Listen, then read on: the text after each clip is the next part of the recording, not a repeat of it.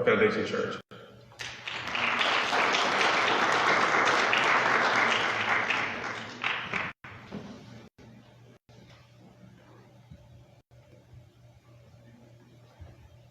I was 4 years old, and I was getting out of my grandmother and my granddaddy's car.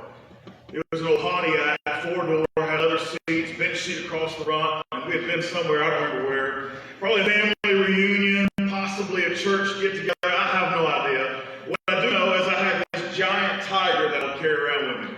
At least it was giant to me as a 4-year-old, right?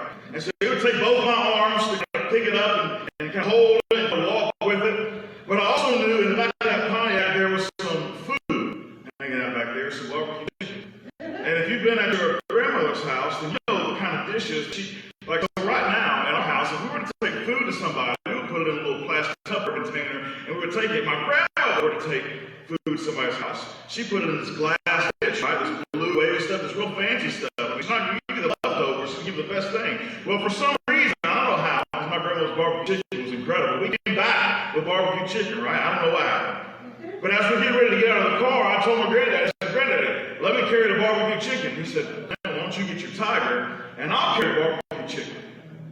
And I said, okay. So my granddaddy went on the side with his stuff, and the barbecue chicken was left back there in that little leather seat in the back of that white Pontiac. And I saw it, and I saw my tiger. And watch this. So I grabbed that dish of barbecue chicken, had a glass top on it. You know, I'm talking about take the glass off, it's got swirlies on the flowers all over it. And I start walking inside. Sure enough, my granddad comes down the steps, and I say, Granddad, watch this. I'm carrying, and I fall. The glass hits the floor, and a piece of glass goes right into my knee. And it's sticking out, it's blue and white. You know what kind of glass I'm talking about now, right? You know what I'm saying? That blue and white glass is sticking out of my knee, and there's blood going everywhere, and I'm crying. Granddad picks me up, takes me inside, and of course my grandma's like, what did you do to him, you know? I told him not to touch the chicken. You know, I still got a scar to this day on my left knee. Because I was told, hey, this is what you probably ought to be doing. And I said, no, I got a better plan. And when the people that care about you most, the wisest people in your life, when they step into it and say, hey, let me give you some advice. Sometimes they'll leave you alone to make the choice yourself. But oftentimes when we choose to do things our own way, we'll have scars to remind us of the mistakes we make. I'll be perfectly honest with you this morning. It's because of scars that I have, because of the mistakes that I've made from a racial standpoint and just a simple friendship standpoint. I'm not real sure I'm the best guy to talk to you about this today. When Derek asked me last fall, I hesitated. I'm sure he was thinking that I just lost the message, but honestly, I was just scared to death. I'm not really sure I have anything of value or substance to say. I'm really not positive the scars that I have that remind me of the really stupid things that I've done and said are able to be overlooked. What I do feel confident in, though, is taking a look at the life of Jesus and asking a couple of questions. Not what have I done, but what did he tell me I should have done, and can I learn from him going forward? When I look at the life of Jesus, I see one fairly important moment, probably one of the most difficult moments of the life of Jesus. He's about to bring this first piece of his life to a close. He's on the verge of being arrested. He's in the Garden of Gethsemane. He understands that he's about to be put on a cross, and the pain and agony that he will go through, nothing he's ever felt before. And he decides to have a conversation with his Father. And in that conversation, he gives us an incredible insight into his desire for his people and the reasons for it. It's in the book of John, towards the back half. And simply you can summarize it as this. God, I hope that the people who follow me are one. I hope that they are unified. When I take a look at those words, they ring true to me. Because then I begin to think, if that's Jesus' desire, if that's Jesus' hope for our community to be one, then that leads me to a second question, which I believe always ought to be on our mind. If Jesus desires this, what does the enemy then desire? So it's not enough for us to acknowledge what does Jesus want from us, but what should we be then running from? Well, the opposite of good is evil. The opposite of Jesus, the enemy, Satan. He's got a lot of names. I'll tell you, one of the names he likes the most is the divider. In the very beginning, it was just God and Adam, and the enemy's very first thing to do was, let me get in between God and Adam. And so sure enough, Adam and Eve make a choice to put separation between the two of them, and who was in the middle of that? The enemy. You fast forward just a bit after he separates God from man. He says, you know what, I'm going to stop there. I really prefer to separate man from man. And so we then have the first murder, Cain and Abel. And constantly throughout history, over and over and over again, the enemy sets out to do the opposite of what Jesus prayed for, to separate us all. The enemy always does the opposite of Jesus. Systemic issues in our community has resulted in inequality, slavery, segregation, disenfranchisement, fear, anger, hostility, rage. But I'll tell you this is the important difference. This is where I can't speak a lot other than I feel like I'm getting to know the heart of Jesus better and better. Every day he gives me grace to wake up in the morning. And that you can be unified in hate. You can be unified in rage. You can be unified in inequality. You can be unified in slavery. You can be unified in segregation. You can be unified in it all. So honestly, it's not enough for us to simply be one. Because if we choose the wrong side, if we choose the side that doesn't honor Jesus, then we might achieve unity. It's for the wrong master. It's for the wrong Lord. It's for the wrong king. So the question becomes, what do we do about it? Jesus says this, every kingdom divided against itself will be ruined, and every city or household divided against itself will not stand. In other words, Jesus acknowledges in his own words that, hey, here's the deal. The enemy has this idea of separating us, and so we cannot go through life or get into a place where we're comfortable and say, you know what, we've got this lit now. We've got it fixed. We've gone through enough seminars. We've had enough hand-holding. We've done enough prayers. We've done enough marches. We've done enough all those. We've done enough, and now we finally arrive, and so now we should be fine. Jesus says there'll never be a moment when the enemy is not attempting to just join what God has brought together. If we look at the wisdom literature that's found in the Bible, there's a book called Ecclesiastes. And it says this, though one may be overpowered, two can defend themselves. A cord of three strands is not quickly broken. When I read that wisdom literature, I say, okay, you can give me a gift. What's the one thing you want me to take from it? And it's simple, keep adding to your number. Once you find goodness, not evil, not the division, once you find the goodness of Jesus, then all he's saying is keep adding to your number. One is fine, but at the end of the day, if it's just you and you're standing on your goodness and you decide I'll do this all on my own, that's fine, and you refuse to reach out to anybody else, man, you can be easily overcome. But if you would dare to reach out and say, hey, it's not enough just to be one, but to have unity around the goodness of God. If we can start there and we can add two or then three, let's bring them together. I love what it says, the back piece, or at least where my mind begins to go with it. This phrase, weakest link.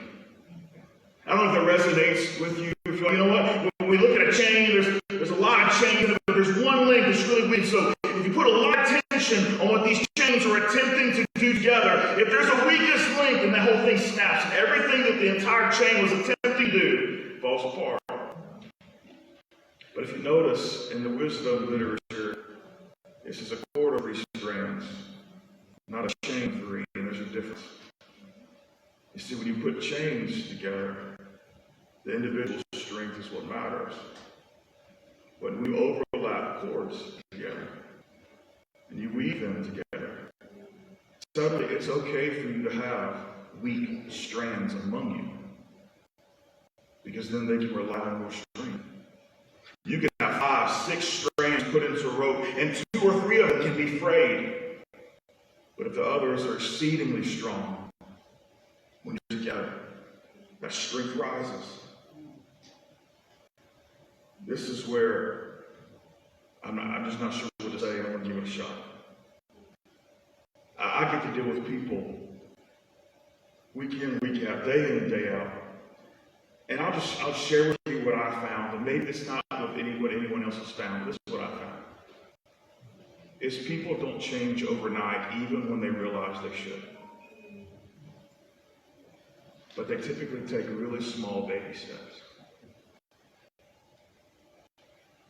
When anyone writes a letter that's found in the Bible, they consider their audience as they prepare to share what they're going to share. And I've just wrestled over the last 2 or 3 days thinking who will be sitting in front of me as I share what God's given me. I came to the conclusion that likely there's not many overt racists in the room. Likely if we check all of your social media feeds, most of you are not going to have Confederate flags or lots of overt political statements that are sitting here in this room. And so maybe let me just share something with you where I feel like at least there's some common ground, that we're fighting a common enemy, if you'll permit me. This last year has been incredibly tough from a pandemic side of things, but also the conversation of race in our community is louder than it's ever been, and I'm grateful for that. Unfortunately, this past Monday, I saw something that kind of ate at me a good bit. We celebrated and honored Martin Luther King. So I have many friends that posted quotes on Facebook, Instagram, their stories, feeds. And I know what happened. They jumped on Google and they were like, hey, Martin Luther King quotes. And they were like, hey, let me find some cool Martin Luther King pictures, right? And they had a whole lot of things about nothing, about Martin Luther King, but they were just doing it, And so they jumped on there, got those quotes, and they got that picture, and they put it together in their feed, and they posted it. And then you know what I saw? I saw a bunch of folks who have been making great movement in our country and our community over the last year, ridicule them for it. Let me share with you what I found about helping people change. When I find someone who has a systemic problem in their heart and their soul, their very first step, I'll tell you, when it comes to going from someone who's disconnected from faith to connected to Jesus, you know what one of the very first things they'll do is? Post something on our Facebook. It's an easy first step for them. You're not going to find them as their very first step walking up in front of the church and say, hey, let me tell all what Jesus done for me. You're not going to find them often even coming to a church. They might go to a group or a community event. They might do something like that, but they're not all in it. They're taking a baby step. They're not even sure what baby step to take. But they begin in the place where they start most of their day, on their phones. Let me share with you a better approach than ridiculing people who likely last year, at this time, would have never considered posting anything about Martin Luther King because it wasn't something that was important to them. Let me share with you a different approach. Maybe you reach out to them and you say, hey, you know what? You're posting my day today. Seeing you share that made my heart skip a little faster. If you think that quote's cool, let me send you a link to Martin Luther King Jr.'s letter from the Birmingham jail. Why don't you read it and then tell me what stirs in your soul from it? Because likely they posted a quote that sits easy with their stomach. And likely they haven't looked into everything that Dr. King took on and accomplished and said. And that's me included. But if we honestly want to be one, if you're a Jesus follower, grace has to lead before anything. Love's got to lead before anything. The Bible tells us while we were still sinners, Christ came to die for us. In other words, without any expectation or understanding that we would ever turn our lives around, Jesus said, I'll give mine for theirs, even with no guarantees. And as a follower of Jesus, he's the only one that I can follow and make sure I stay out of trouble. At the end of the day, what I found is those who have been wronged have to follow the lead of Jesus, and they have to step back towards those who did the wrong first. And I know I have no right to say that. Because of the color of my skin, I don't sit in their shoes. Because the way I was brought up, I don't know. The only thing I do know is the example of Jesus. And when I look at him, he does the incredibly difficult things where he goes towards his oppressors and the centurion with his servant. He goes towards the people that took advantage of his people and the tax collectors. He goes towards the people that have made life miserable for those he calls family. He hangs on the cross and he looks at the people that put him there and he says, could you find a way to forgive them, Dad? Because they don't know what they're doing. And if we really honestly want to pursue unity, we have to follow in the footsteps of Jesus. Our scars remind us of the mistakes in our past. I still wear the barbecue chicken scar to this day. But honestly, it's probably the prettiest scar I have. The other scars I have, they're pretty filthy. And I'm indeed guilty. We can't change the past, but we can change the future. It begins with us together doing right today. If together we do right today, if we are unified with good, we have already changed.